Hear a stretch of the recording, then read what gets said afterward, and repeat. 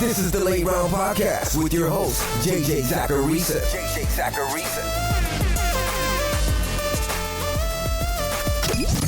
What's up, everyone? It's JJ Zacharisa, and the editor-in-chief at FanDuel and at numberfire.com. And this is episode 514 of the Late Round Podcast, one of many shows that are part of the FanDuel Podcast Network. Thanks for tuning in. You've heard me talk about it on the Late Round Podcast over the last couple of years. You've seen other analysts write about it. And not just write about it, but warn you about it. The running back dead zone. The place in fantasy drafts where running backs seem to die. On today's episode, I'm going to dig into the concept of the running back dead zone and offer up some ideas as to why it exists. Because it does exist.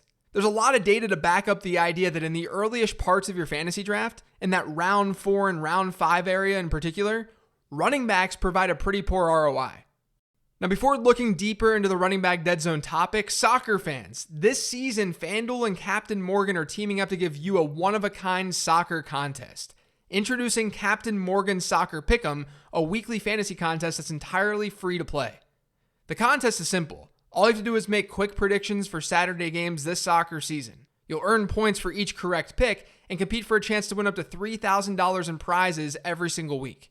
So head over to FanDuel and enter the Captain Morgan Soccer Pick'em today. Must be 21 years or older to participate. For more details, visit FanDuel.com or download the FanDuel Fantasy app. Eligibility restrictions apply. And don't forget to make your game day more delicious and sub in the captain. Last year, I did a study on where league-winning players come from in fantasy football. And by come from, I basically meant where they were selected in fantasy football drafts. In that study, I found that the higher a player is drafted, generally speaking, the greater the chance that he becomes a league-winning player. And I defined league winner as being a top 10 running back or a top 8 wide receiver, because historically, that's where players saw edges in fantasy points per game. It's a little arbitrary, but there is math behind it. The fact that players drafted earlier have been better in fantasy football, that's not surprising. That should be the expectation, unless we were all just horrifically bad at projecting this stuff. But we know early round draft picks in fantasy football are usually better. What was noticeable with that data, though, was how the league-winning hit rate for running backs dropped off when round 4 hit. And that's around the same area that people consider the running back dead zone. I updated that data and I want to share it with you today because it sheds light to this running back dead zone idea. I used ADP data from myfantasyleague.com for the study. Since 2011, so we've got about a decade worth of data here. But since 2011, we've seen 55% of first-round running backs actually finish as top 10 options at the position. Now, I'm talking first-round running backs in fantasy drafts, not the real NFL draft. So 55% of first-round running backs selected end up as league winners in fantasy football. When looking at wide receiver league winners or players who finish in the top 8 at the position, that number is 70%. Now let's look at the second round. In the second round, the running back league winning rate has been 36%. It's 46% at wide receiver. Keep in mind, these numbers don't automatically mean that you should be drafting a wide receiver over a running back in the first 2 rounds of your draft. Not only are we looking at full rounds here, and high-end first-round running backs generally have higher hit rates than late first-round backs, but we're not looking at the degree in which these players hit. Elite running backs generally give you the biggest edge in fantasy football. So having that player is still more beneficial most of the time than having an elite wide receiver. Wide receivers are more consistent, though, in terms of average draft position versus postseason result, at least in these early rounds. The data I'm looking at shows a pretty big drop-off after round 2 for wide receivers in terms of how well they convert to being league-winning players. In round 3, the wide receiver league winner rate has been 15.4%. It's still 33% at running back. More on this in a second. So hopefully you're following so far. I know it can be hard sometimes with a podcast like this, but I'll wrap things up as well as I can, I promise. Round 4 is really where things get iffy with this data. The running back league winning hit rate goes from 33% in round 3 all the way down to 11% in round 4. And that's with the benefit of a league winning player of Jonathan Taylor happening this past season. At wide receiver, the hit rate for league winners actually increases from round 3 to round 4. It goes from a little over 15% to a little over 16%. In round 5, the hit rate for wide receivers is over 18%. At running back, it's 14.8%. So thus far, we have wide receiver hit rates being a good bit higher than at running back in rounds 1 and 2. Running back then dominating in round 3, and then wide receiver taking over again in rounds 4 and 5. What's interesting is what happens at these positions as we go into round 6 and 7. And this is something that can't be lost with this discussion. Eventually, we'll run out of places to get league-winning players. If historically all running back league winners came in rounds 1 through 3, then it would make a whole lot of sense to just start your fantasy drafts with 3 straight running backs every single year, because no league winners are coming later. So you wouldn't use your middle and late round resources on the running back position. And we have to keep roster construction in mind here too. Let's say you start your draft with 3 straight running backs. And then let's say in round 4, you get a quarterback. Then all of a sudden you're like, oh man, I've got to absolutely crush the wide receiver position over the next 3 or 4 rounds. Well, the problem in doing that is that the drop off in hit rate at wide receiver in that point in the draft is way more significant than at running back. There's a more significant cliff, if that makes more sense. In round 6, the wide receiver league winner hit rate is 8%. In round 7, it's 0%. Now, this is all obviously dependent upon the ADP resource that you're using, but it still tells us a story that not many hits are happening in round 7 at wide receiver. In round 8, it's 2.5%, with just one league winner happening there since 2011. In round 9 and 10, it's also 0%. So from round 7 through 10 across the last 10 seasons, we've had one wide receiver give us a top 8 season in points per game. Some of them have given us good seasons, don't get me wrong, but they weren't top 8 seasons. At running back, that's not the case. Now, part of this is because the league winner parameters are slightly larger for running backs. But throughout this time period, we've seen league winners from every middle round aside from round 9. Round 6 brought us a 13.5% league winner rate. That's actually higher than what we saw at running back in round 4. Round 7, it's 10.5%. Round 8, it's 7%. Round 9, 0%. And then round 10, about 7%. What this data is telling you is that it's easier to get middle round running back league winners than it is at wide receiver. And it's a good bit easier. These margins aren't that small. Running backs being drafted in round 7 through round 10, they're hitting at a much higher rate than wide receivers are. So you may be wondering, what does this have to do with the running back dead zone? Well, go back to my example where you go running back heavy and then you take a quarterback in round 4. There's an opportunity cost in doing that. And that cost isn't always captured in a traditional value over replacement player formula. Because of your choices that you already made, you're now forced into a particular roster construction. And by the way, I'm not talking about best ball leagues yet. This is all managed redraft focused. But you're forced into going ham and drafting wide receivers after that kind of start. But the problem is good wide receivers are gone.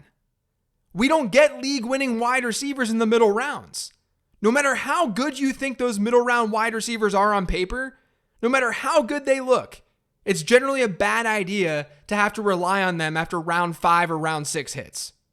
What that means is that you have to pick your spots as to where you should snag wide receivers in the early rounds. And this data tells us that while you can definitely go with a super wide receiver heavy approach and start your draft with a couple of wide receivers, especially if you're in a PPR format with a lot of wide receiver starters in a flex, you really should be relying on wide receivers in rounds 4 and 5, where they're giving you a decent edge over running back in terms of hit rate. The difference in hit rate at running back from round 4 through round 7 is not very significant. A round 4 running back is not giving you that significantly higher of a hit rate in terms of being a league winner than a round 7 running back. That drop off is much more significant at wide receiver. So it then makes sense to get the wide receivers first and then fall back to running back when you get into that round 7 range. And by the way, I didn't mention this at the start, but this is all based off of a 12-team league. But this is really what the running back dead zone is about. Hit rates fall pretty dramatically after round 3, or even towards the end of round 3. And those hit rates remain pretty consistent up through round 7 after round 3. At wide receiver, there's a drop after round 2, and then round 3 through round 5 give you pretty similar hit rates. So it makes sense to maximize your output by getting those round 4 and 5 wide receivers. Hence the running back dead zone. Don't get your running backs there, because you can get your running backs a little bit later for similar output. Now, another way that you can examine this phenomenon is by plotting average draft position versus fantasy points scored.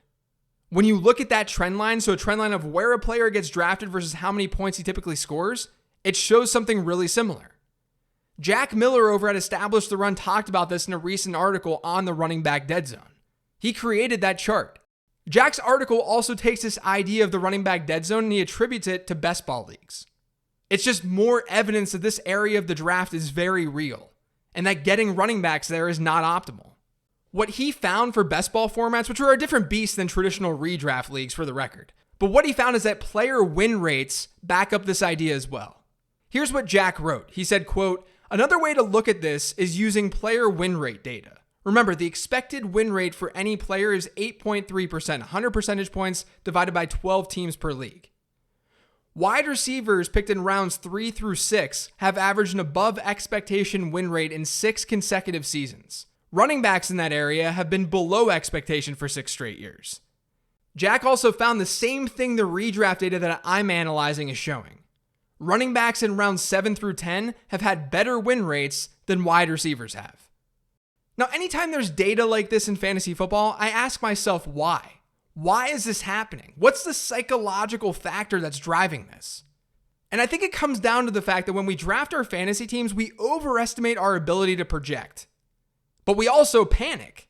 When round 4 hits, we look at our draft boards and we see names of really good wide receivers that are just buried on rankings lists that we know are going to be available in round 6, round 7, round 8.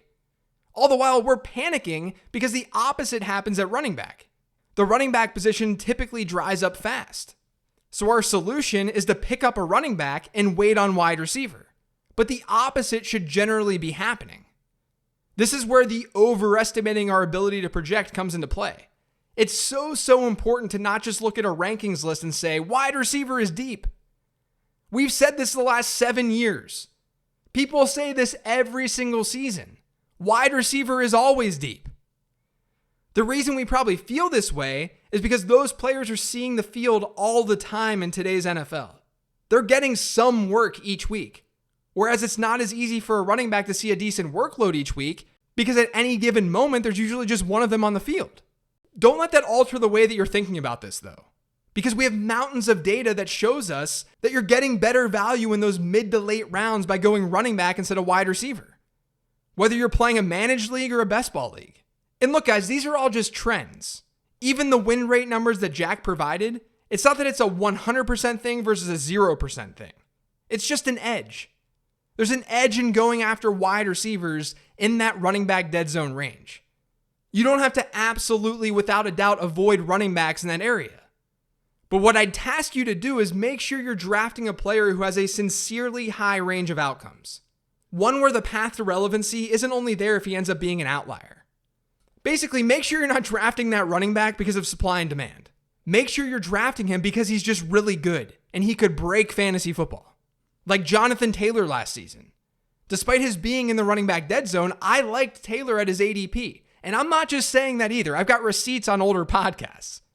He had a floor because he was likely to see work, but he also had a ceiling if he either just took over that backfield or if an injury happened to Marlon Mack. And the injury happened early on to Marlon Mack. It's important to then also know how taking a running back in that range can affect your team build. Relying on multiple running backs from the running back dead zone is probably not going to lead you to the fantasy football promised land. Taking a shot on one is a little bit different. But it's all very real. The running back dead zone is real. And it's something to take seriously when you're drafting. That's going to do it for today's show, though. Thanks to all of you for listening. If you've yet to subscribe to the Late Round Podcast, make sure you are by searching for it pretty much anywhere podcasts can be found.